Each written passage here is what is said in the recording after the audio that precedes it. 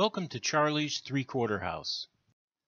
The purpose of this presentation is to explain the rules and policies here at Charlie's that you'll be required to follow in order to live here.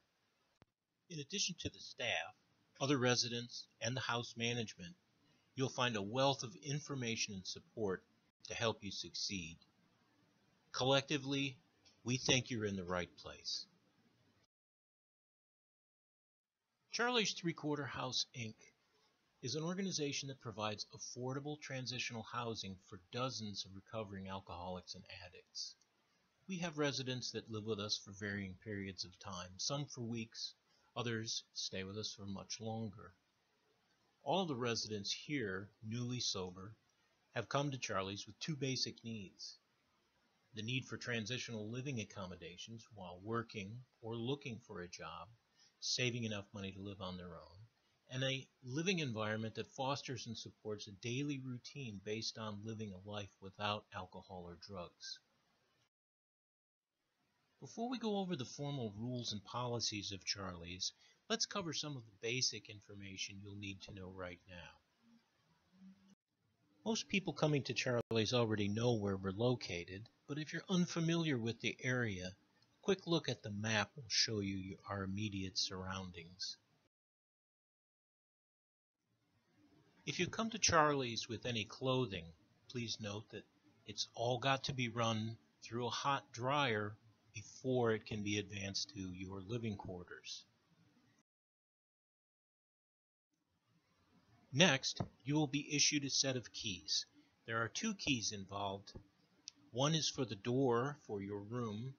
The other is for an outside door that you must open either on Vine Street or in the back of the building in order to access the interior doors of the apartments here.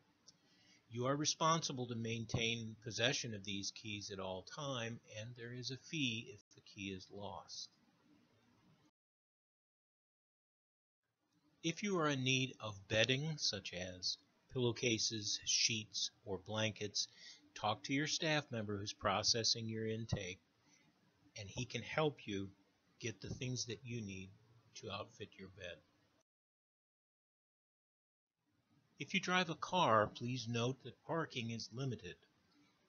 The two places that are popular for parking cars are against the house side of Vine Street, directly in front of the buildings. Also note that there is a parking restriction from 7 to 9 Monday through Friday at those locations. Additionally, you may park on the opposite side of Vine Street from the house on the school side of the road. Many of our residents who drive also park their cars on Mulberry Street, which is adjacent to the school, a little bit further up the road. Whether you drive your own car or not, Metro bus stops are located directly across the street from Charlie's. It's very convenient. The popular routes are 46 and 78. Bus schedules can be found just inside the door of Charlie's where you sign in and out. The Kroger Company sponsors a community rewards program by which the use of your Kroger Plus card enables Kroger to issue a check based on a percentage of the amount of money that you spend at Kroger's directly to the charity, in our case, Charlie's. We'd like you to work through your staff member to register your Kroger Plus card to Charlie's. If you do not have a Kroger Plus card, we can either issue one to you and help register it for Charlie's, or we can help you create an alternate ID whereby you can use a phone number or other code when you use Kroger's as your shopping destination and have the money donated to Charlie's. If you have any questions, don't hesitate to ask. The staff, other residents, and house management can be very helpful. The facilities at Charlie's also include a weight room, a TV room or lounge, a laundry room, and a meeting room for both AA and NA meeting purposes for both in-house and public meetings. Now let's get started on the formal policies and rules here at Charlie's. We'd like to point out that all of the information disclosed in the presentation is also available in paper document form, and should you desire, copies of those documents will be given to you for your later perusal if you have any questions. Signatures are also required on some of the documents. The first item we'll address is a financial disclosure waiver. This is where you give consent for Charlie's Three-Quarter House, Inc. To give your current balance or what is owed to Charlie's, complete with a payment history to any of the following organizations: the Department of Health and Human Services, any organization that assists in paying rent, any treatment centers, or other transitional houses that you may have stayed in the past. The next item is an authorization for the distribution of personal property. Basically, this is your responsibility to remove any of your personal property from Charlie's Three-Quarter House when you move out, whether that's on good terms or bad, within 24 hours of your departure or discharge. You are basically authorizing Charlie to make disposition of any of the property that is found in your room or in the house, and if you do not pick up or make arrangements for the materials to be picked up within 24 hours, there will be a $20 surcharge for the handling of that property.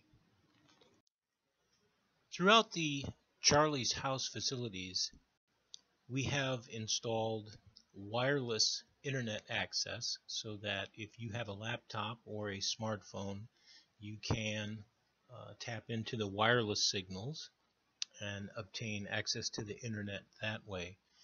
If you do use the house internet, we'd ask that you comply with our computer guidelines. We additionally supply 2 desktops in the TV or lounge area for your use. Each of those computers has an accompanying sign-in sheet where you list your name and when you start using and when you log off. Please be sure to log off if you sign on to anything that requires a password. Otherwise, you leave yourself open for anyone else to come along and read your email or find out what you're looking at. The computer guidelines are pretty basic. It's common sense. We'd like you to stick to an ethical use of the computers. Use them in a responsible manner. We'd also like to restrict their use to serious business, job search, education, housing search, or any other pertinent information that helps and provides support along the lines of AA or NA. Don't use anyone else's passwords. Don't use anyone else's information. And make sure that your focus is legal. Pornography and obscenity of any kind is a violation of house rules, and you'll have your privileges revoked if you break any of these guidelines. The computer guidelines document is available for your perusal. It goes into much greater details involving SLAs or software license agreements. We don't want any additional software installed or anything that causes an impediment to the network. Now there's a financial agreement form that I need to explain. Basically, this one is about rent. Pay your rent when it is due. The due date for rent is on Friday. The amount of the rent is given to you on your resident form, which can also be used as verification or proof of address. Any deviation from the payment schedule should be discussed with the director. You also have an obligation as part of a community here in the house to provide money for food. Many of the people that enter the doors of Charlie's are really short on funds and perhaps haven't eaten in a while. So we like to help make sure that everyone in each room is contributing to make sure that everyone is fed. All records are kept confidential at Charlie's. We do, however, give you the opportunity to release any information that's kept in confidence at Charlie's to an outside source. There is a form that you can fill out that designates a contact or an organization outside of Charlie's that you designate as able to retrieve and view your records. It is the responsibility of the incoming resident to disclose any information regarding the continued care for a medical condition regarding or surrounding infectious diseases. There is a policy that requires you to communicate that information with at least the director of Charlie's. All medical care is the responsibility of the resident only and shall not involve the facility in any way, shape, or form. Charlie's does not engage in temporary or long-term medical treatment for the disease of alcoholism or drug addiction. It's further understood that Charlie's will not be involved in any medical practice, treatment, including counseling of any kind. Also, pharmaceuticals, no pills, whether over the counter or prescription, will be administered by anyone here at Charlie's. Now let's go over the individual rules of conduct. This list is also posted in the TV lounge area. The first thing is pay your rent on time. Rent is due on Fridays, and a member of staff can show you where you can drop your rent.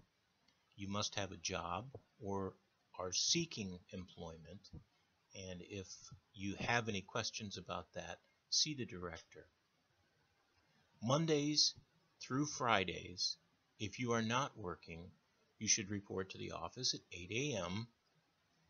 and provide the day manager or day staff with a detailed plan for your job search or what you are doing to obtain employment if you don't have a job. The curfew at Charlie's is Sunday through Thursday. You must be in your room at 11:30. Fridays and Saturdays at 1:30 a.m. Bed checks occur at 1:30 and 11:30 respectively. Keep your appearance up, keep your room clean, make your bed, and put the name tag that you've been issued in a prominent location near where you sleep. Check in with staff daily. Outside the office, on the door, there is a chore list, and the name and number of the current day or night staff member on duty, so you can get a hold of them with any questions or to report any deviations from your schedule. Each resident, if employed, is required to work 6 hours per week. If you're not working, 12 hours. That includes things like CSOP or chores. Meetings are required, either AA or NA, 6 per week. In the vestibule outside the office, you'll find the sign-out sheet, some bus schedules, and meeting slips. These blank meeting slips need to be taken to wherever you attend AA or NA meetings for their signature. On Sundays, you'll take that meeting slip when it's filled out and put it in the suggestion box. You will be required to obtain a sponsor, if you don't already have one, within 30 days of your intake here at Charlie's. All in-house meetings must be attended. They are mandatory. Tuesdays at 6 o'clock, there will be a house community meeting, which gives us an update on what's going on, upcoming schedule of events, etc. The house manager usually presides. When leaving the premises, you're required to sign out. The sign-out sheet is located in the vestibule outside the office. When you return, simply sign back in. Televisions and radios should be turned off, or at least turned way down, by 11:30 Sunday through Thursday and 1:30 a.m. Friday and Saturday. Don't smoke in non-designated areas. Your staff member can help you identify where you can smoke. No cooking after 11 p.m. Please refrain from verbal abuse. The house phone lines are business lines only. If you talk with the director or a member of staff, you may use the CSOP phone. But try first, borrow a phone from another resident or make other arrangements. House rules are also posted on the back wall of the TV lounge area. Please familiarize yourself with them, as any violation of these rules is grounds for immediate dismissal. You cannot possess alcohol or drugs on or off the premises. The use of prescription narcotics on or off the premises is strictly prohibited. You may be asked to submit to a drug test at any time. You are not to fight on or off the residence. You cannot menace or threaten another resident or staff member. There is no gambling. Refusal to submit to a random drug screen is also grounds for dismissal. You cannot have guests in the living quarters without permission of the director. Having guests of the opposite sex in the living quarters at any time is prohibited. Don't borrow or lend money to or from other residents. No weapons of any kind are permitted on the premises. Sexual activity of any kind on the premises is prohibited, whether with guests, staff, residents, or others. There is no unauthorized modifications to the facility's structure or its systems. Take care of your living area. Theft of any kind is prohibited. If you're asked to leave as a violation, no refund of rent will be made. All personal belongings must be removed within 24 hours, or they will be disposed of accordingly. The management of Charlie's Three-Quarter House reserves the right to search your personal belongings without prior notice if you're suspected of possessing alcohol, drugs, weapons, or property taken from another resident without express permission. That search will take place in accordance with the following guidelines. Only if you are present, only if you give permission, only when authorized by the house director, with a member of the day or night staff present acting as a witness. Should you refuse to allow the search of your belongings, that refusal shall be considered an admission that you are in violation of house rules governing alcohol, drugs, weapons, or theft. In addition, Charlie's reserves the right to drug test anyone at any time. If you test positive, you will be discharged. Refusal to take the drug test is also considered an admission that you are using. The emergency evacuation plan procedures are posted in the TV lounge area wall as well as in each room. Please familiarize yourself with the nearest escape routes in the event of an emergency. Here are a few miscellaneous items you'll find useful.